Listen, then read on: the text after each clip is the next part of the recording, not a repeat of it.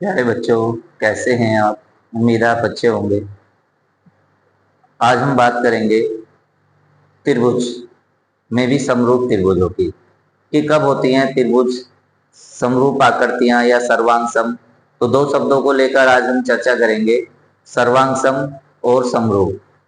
ठीक है, तो देखो, बात आती है त्रिभुज किसे कहते हैं। त्रिभुज तीन भुजाओं से घिरी बंद आकृति को त्रिभुज कहते हैं।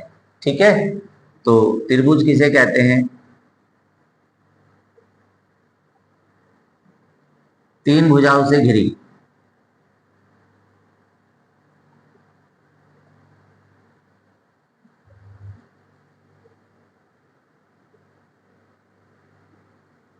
बंद आकृति को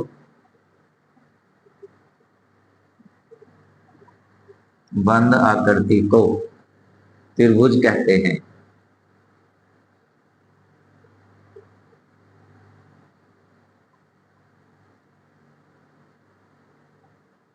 ठीक है, अब देखो, जब हमारे चैप्टर का नाम त्रिभुज है तो हमें त्रिभुज के बारे में सब पता होना चाहिए कि क्या त्रिभुज में होते हैं और कैसे त्रिभुज बनता है, इसके क्या गुण होते हैं। तो तीन भुजाओं से घिरी बंद आकृति को त्रिभुज कहते हैं।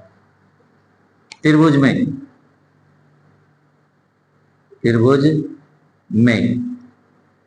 तीन कोण,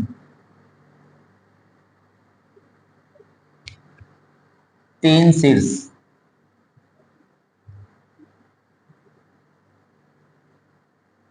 तीन माध्यिकाएं,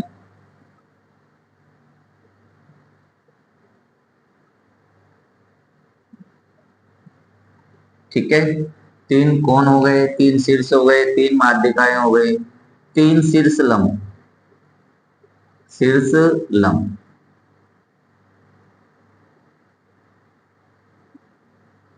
होते हैं।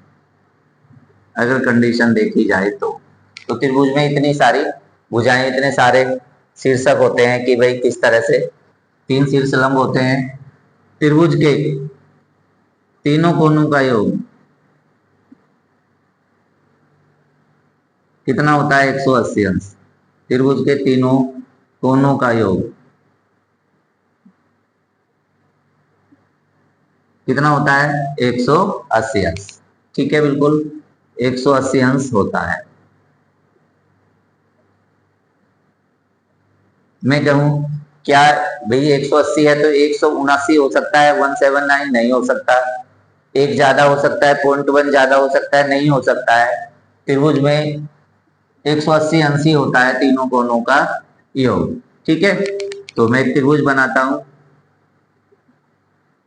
देखो, अगर ये भुजा इससे टच ना हो, ये यहां रह जाए, तो क्या ये त्रिभुज हो सकता है? नहीं, ये त्रिभुज नहीं है, क्योंकि ये बंद नहीं है।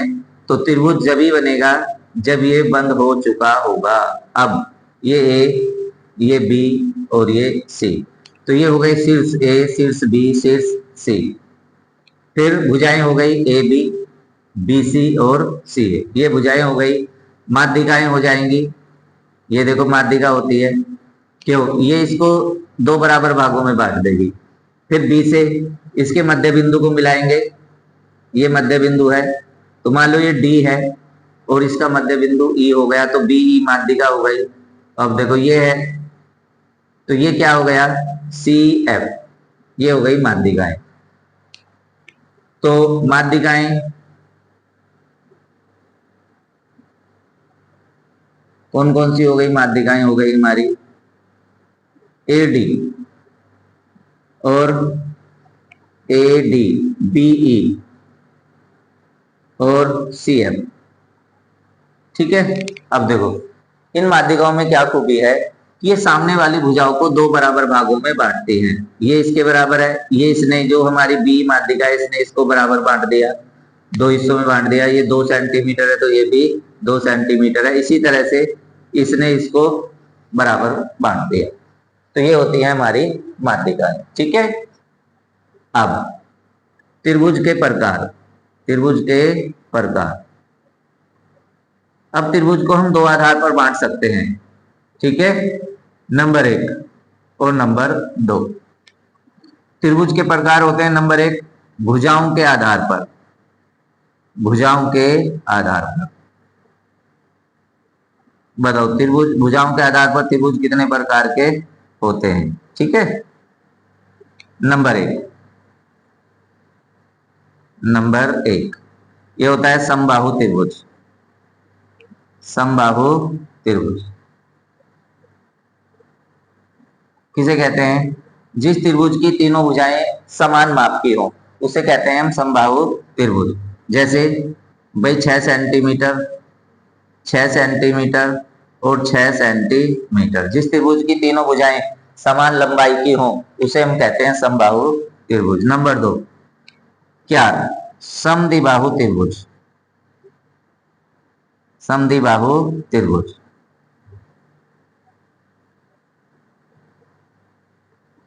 सम माने समान, द्वि माने दो, बाहु माने भुजाएं, जिस त्रिभुज की दो भुजाएं बराबर हो उसे कहते हैं समबाहु त्रिभुज। ठीक है, जैसे 8, 8 और ये हो गया हमारा 12।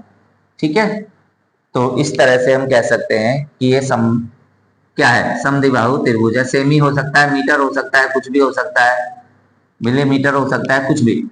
तीसरा होता है विषम बाहु त्रिभुज, विषम बाहु त्रिभुज।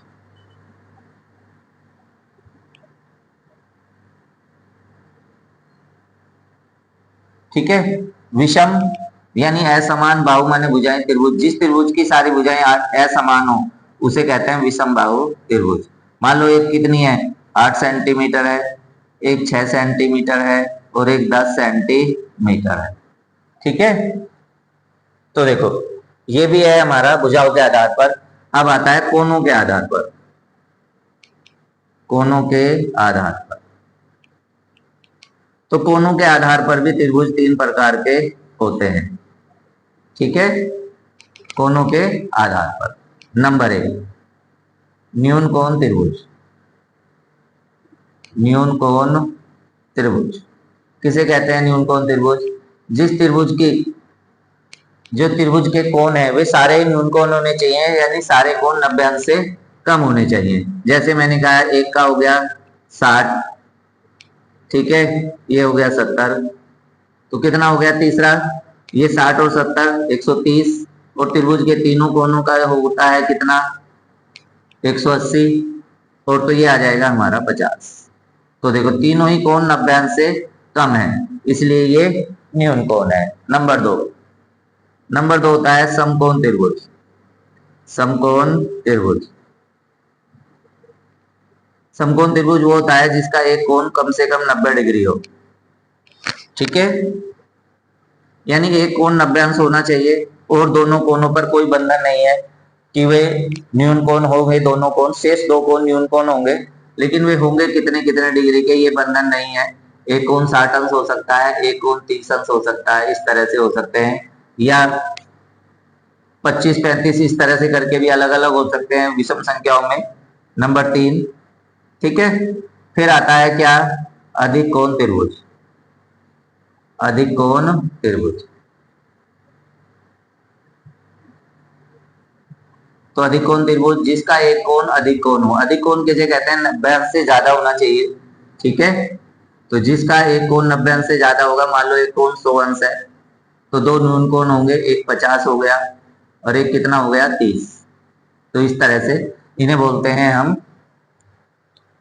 भुजाओं के आधार पर त्रिभुज 3 प्रकार के होते हैं, समबाहु त्रिभुज, समद्विबाहु त्रिभुज, विषमबाहु त्रिभुज। कोणों के आधार पर त्रिभुज 3 प्रकार के होते हैं, न्यून कोण त्रिभुज, समकोण त्रिभुज और अधिक कोण त्रिभुज। ठीक है, तो ये है हमारा त्रिभुज कि भाई त्रिभुज में क्या क्या अंग होते हैं। अब हम पढ़ने वाले हैं कि समरूप आकृतियां क्या होती हैं।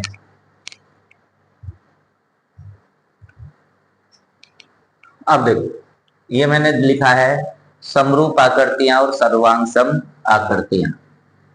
क्या होता है इनमें कि सर्वांग सम किसे कहते हैं और समरूप किसे? अब देखो, सम माने समान, रूप माने रूप, यानी एक रूप जैसी, एक समान रूप। ठीक है, रूप एक समान होना चाहिए। इसमें होता है सर्वांग सम, सब कुछ बराबर, सब कुछ बराबर होना चाहिए। तो ये हो गया हमारा सर्वांग सम। अब देखो, जब सर्वांग सम है, समरूप है, तो इसका साइन होता है ये वाली, ठीक है। और सर्वांग सम का क्या होता है, देखो जो सर्वांग सम का होता है, सर्वांग सम का होता है ये बराबर भी होनी चाहिए और एक रूप जैसी भी होनी चाहिए, यानी वे बराबर भी हो और उनका रूप भी एक जैसा हो। चलो बात करते हैं सर्वांग सम की। अब देखो, ये हमारे सब कुछ बराबर, यानी देखो मैं एग्जांपल देता हूं, दे देखो, ये हमारे ये 500 का नोट, इसको देखिए, और एक ये दूसरा नोट है हमारा, महात्मा गांधी को मैच कीजिए, ठीक है। ये देखिए, ये महात्मा गांधी बिल्कुल बराबर हैं, ठीक है। इसकी लंबाई को चेक कीजिए, चौड़ाई चेक कीजिए, ये बिल्कुल इक्वल है, ठीक है। इधर से देखिए, सब कुछ इक्वल है, सब कुछ सेम टू सेम, और इसका आकार भी सेम है, और देखो इसकी कीमत भी समान है, यानी ये भी 500 रुपए का नोट है और ये भी 500 का। सारे महात्मा गांधी बराबर होंगे 500 नोट के ऊपर जो होते हैं, ये 500 लिखा है, ये भी 500 लिखा है, तो इसको बोलते हैं हम सर्वांग सम, सब कुछ समान होना चाहिए, ठीक है। लेकिन समरूप कैसा हो सकता है, समरूप होता है एक अलग अलग आकार का होता है, कह सकते हैं देखो इस तरह से कि देखो ये व्रत है, ठीक है, इसका केंद्र ए है, एक ये छोटा व्रत है, इसका केंद्र बी है, एक ये सी है, इसका केंद्र सी हो गया, इसका बी, एक ये है, और ये क्या है, डी।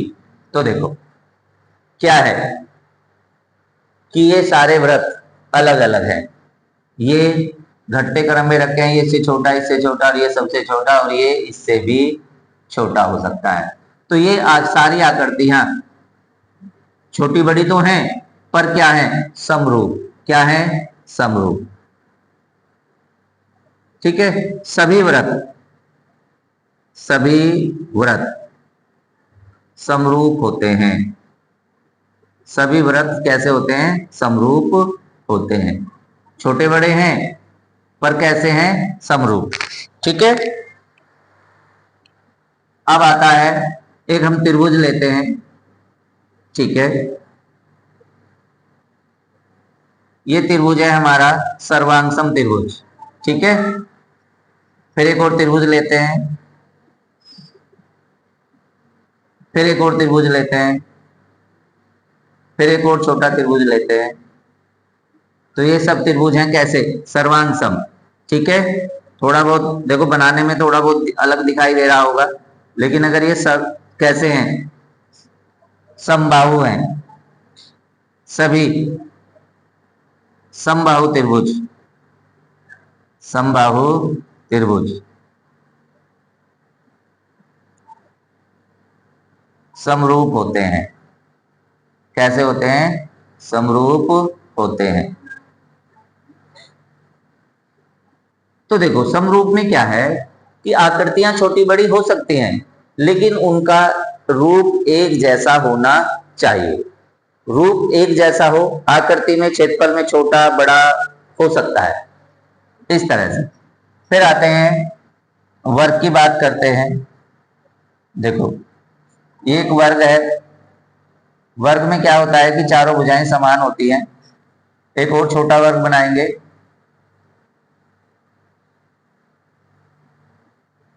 एक इससे भी छोटा वर्ग बनाएंगे, एक इससे भी छोटा और वर्ग बना सकते हैं, ठीक है। तो ये सभी आकृतियां कैसी होती हैं, ये भी होती हैं। तो सभी वर्ग, सभी वर्ग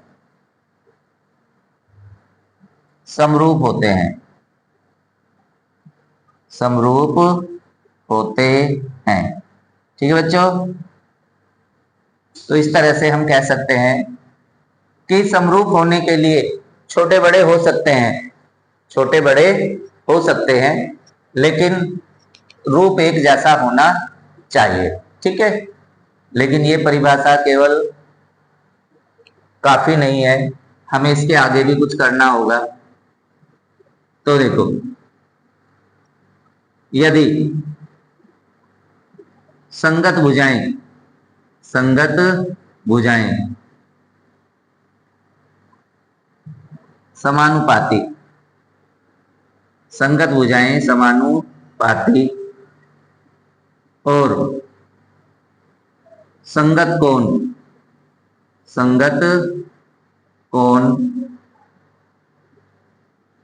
समान हो या बराबर हो, संगत कोण बराबर हो, तो दी गई आकृति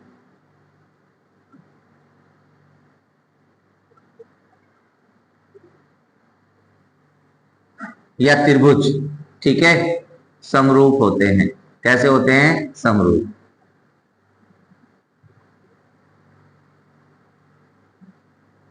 ठीक है बच्चों, तो देखो ये क्या है, ये सब समरूप है, ये भी समरूप है और ये भी समरूप है।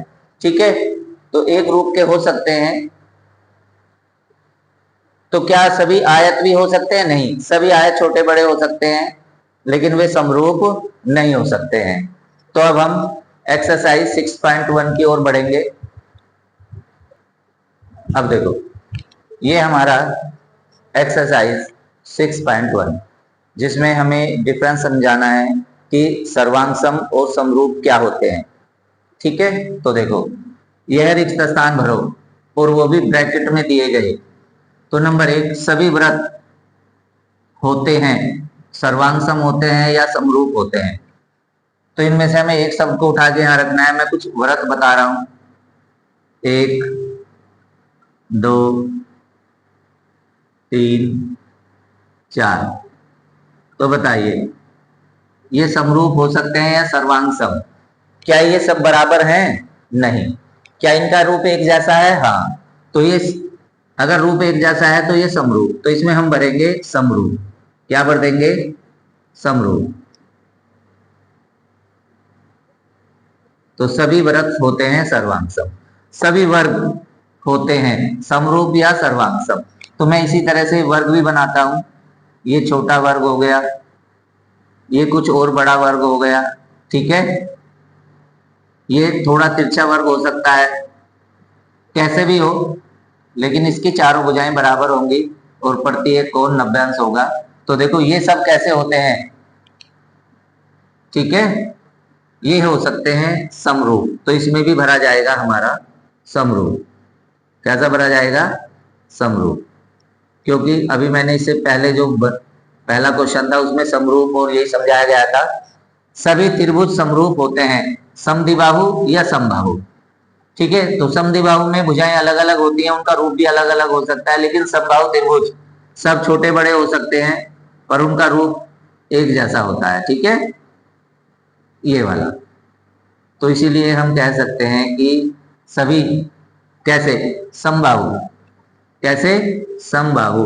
तो इसमें भरा जाएगा हमारा समबाहु। ये तो देखो, इनके बीच का फर्क समझना जरूरी होगा। अब भुजाओं की समान संख्या वाले, यानी देखो इसमें 3 भुजाएं हैं, इसमें 4 भुजाएं हैं। ठीक है, तो वर्ग है, ये मैंने वर्ग बनाने की कोशिश की है, थोड़ा सा अलग हो जाता है। ठीक है, तो देखो, भुजाओं की समान संख्या वाले दो बहुभुज समरूप होते हैं यदि उनके संगत कोण कैसे हो। अभी मैंने डेफिनेशन दी थी, संगत कोण बराबर होने चाहिए समानुपाती। तो देखो, कोणों में समानुपात नहीं हो सकता, संगत कोण होते हैं बराबर। क्या होते हैं? बराबर। ये लिख दिया मैंने, बराबर। ठीक है, बराबर होते हैं तथा उनकी संगत भुजाएं, ठीक है, ये हो जाती हैं समानुपाती। समानुपाती, तो ये आएगा हमारा खाली स्थान। ठीक है, तो देखो ये भर दिया है। अब यह निम्नलिखित युग्मों के दो भिन्न भिन्न उदाहरण दीजिए। समरूप आकृतियां, समरूप आकृतियां देखो, सभी वृत्त समरूप है, सभी वर्ग समरूप है और सभी समबाहु त्रिभुज समरूप है। तो सभी वृत्त, ठीक है, सभी वृत्त नंबर 1 सभी वृत्त समरूप हो गए। नंबर 2 सभी समबाहु त्रिभुज ही, सभी वर्ग भी होते हैं, वर्ग, क्योंकि वर्ग का प्रत्येक कोण 90 अंश होता है, चाहे वो कैसा ही क्यों ना हो, सभी वर्ग भी होते हैं और सभी। अब देखो ऐसे आकृतियां हैं जो समरूप नहीं है, ठीक है, तो बताओ क्या? आयत, आयत जो होती हैं वे क्या होती हैं? सभी समरूप नहीं हो सकती, अलग अलग हो सकती हैं, ठीक है। और बताएं, समलंब, ये कभी समरूप नहीं हो सकते, ये अलग अलग होंगे, ठीक है, हो सकते हैं पर नहीं होंगे, ठीक है। आयत और समलंब हमेशा क्या नहीं होते? समरूप नहीं होते हैं, ठीक है। तो देखो सभी वृत्त समरूप होते हैं, सभी वर्ग समरूप होते हैं, सभी समबाहु त्रिभुज समरूप होते हैं, भुजाओं की समान संख्या वाले बहुभुज समरूप होते हैं यदि उनके संगत कोण बराबर हों तथा उनकी संगत भुजाएं समानुपाती हों। ये जो नियम है इसको याद रखेंगे और हम जब एक्सरसाइज करेंगे तो इस नियम का प्रयोग हम करेंगे, ठीक है। तो एक अगला तीसरा क्वेश्चन दे रखा है इन्होंने, तीसरा क्वेश्चन भी मैं इसी पे कर देता हूं, थोड़ा सा अलग है। कि देखो इन्होंने बताया है तीसरे क्वेश्चन में कि एक तो तिरछी आकृति दे रखी है हमारी इस तरह की, ठीक है, ये दिया है उन्होंने 1.5 1.5 1.5 और 1.5 सेंटीमीटर, सेंटीमीटर सेंटीमीटर सेंटीमीटर। फिर एक इन्होंने वर्ग बना के दिया है कि देखो इन्होंने दिया है 3 सेंटीमीटर, 3 सेंटीमीटर और ये 3 सेंटीमीटर। ये कौन 90, ये भी 90, ठीक है, ये 90 और ये भी 90। तो देखने वाली बात यह है कि ये पी क्यू आर एस है, ये ABCD है, ये P Q R S, ये ABCD। देखो भुजाएं अनुपात में है, 1.5 का दुगुना 3, इस 1.5 का दुगुना 3 हो जाएगा, डबल हो जाएगा 3, डबल हो जाएगा। तो देखो भुजाएं तो हो गई समानुपाती, भुजाएं बराबर हो गई, क्या हो गई? भुजाएं देखो समान अनुपात में हो गई, भुजाएं समान अनुपात में हो गई, कंडीशन पूरी कि संगत भुजाएं समानुपाती हैं। पर कौन देखो इसका 90 डिग्री है, ये देखो 90 डिग्री नहीं है, ये 90 डिग्री से कम है, ये 90 डिग्री से अधिक है।